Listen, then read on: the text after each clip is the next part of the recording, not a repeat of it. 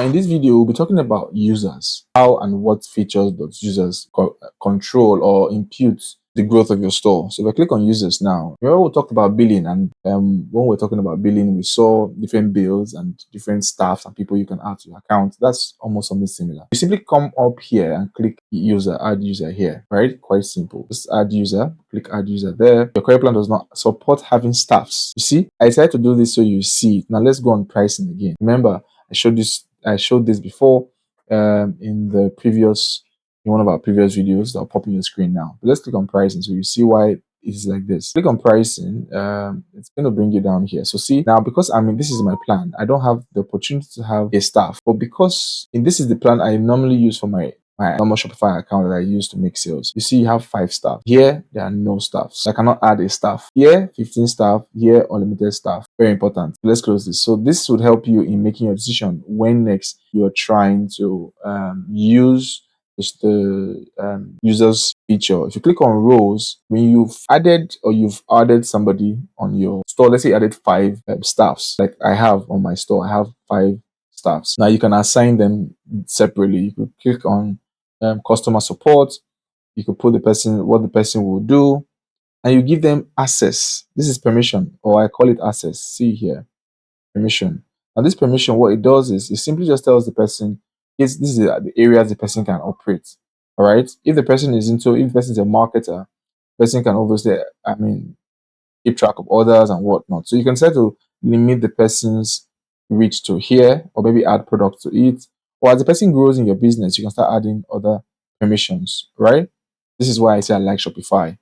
Gives you complete total control. So we're talking about customer support. Okay, so customer support obviously is orders, mainly orders, in my opinion. But to you, it can mean something else. You simply add this too. All right, give them permission. Okay, and once you're done ticking that, let's see, you could simply click on actions and duplicate all of this if you want to, but not that. Don't worry about that. You could add permissions for app. So apart from your pages and other apps, there are apps that are like the email apps. There's also the Zoppy drop shipping. Now, if the person is a customer service, they don't need all of this technical things at the back end. They're more like the front end, right? So let's go back and click on rows here. So to go back, click on rows here. This is it. Just click. Okay. So we're going to click on rows. It's going to take us back. And marketer. Now that you click marketer, can create, edit, and launch campaigns. Now the person's concern should be about customers and marketing, right? And I've covered the video about marketing. I'm also going to cover more about it later. So subscribe to the channel, click on the bell button so you don't miss any of this. Okay, but that's what that is. So this is what they are suggesting you should permit. But hey, if you want to give them more permission, go ahead. Click on content and say, hey, I want to give you more permission as per content, or I want to give you more permission as per on the online store. I want to give you permission as per editing and all of that. It's up to you. But the recommendation is this: if the person is a marketer. Let's go back to rows. No discard. I don't want to save anything. Go back to rows and merchandiser. All right, click on that, or online store editor. All right, so online store editor, what is best going to do? Your content, your files, your online store, and all of that. So it's just for you to simply issue out rows. As simple as that. Right, and when you're done, all the rows, you see all the rows here. All right, all the users, you see them here, and the rows you've given to them. Okay, then security. Let's go on security. Now, monitor and review user activities. So what are people doing in your store? You've got a lot of people working virtually or remotely. You need to be able to see what's happening, activity logs. If you click on view, you will see what is happening. What has happened, somebody trying to change something. Did you say they should make an adjustment and that adjustment has not been made? Why has not been made? All of those things are there. Collaboration here. You could see here collaboration, or collaborators, I mean. Now, what this does is that designers and marketers can have access to the store and collaborate, just help you in either building the store, making it look better or not. So we use a lot of this collaboration, myself and my team.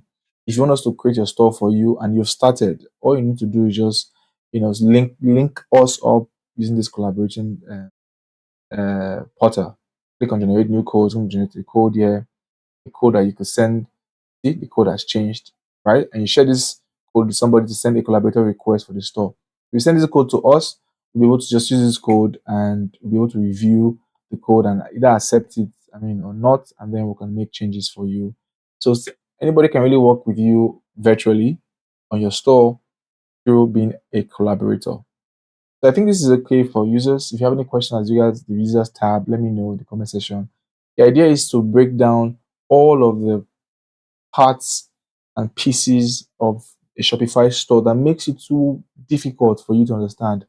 We're breaking everything down so that when you start your journey, it's going to be very easy.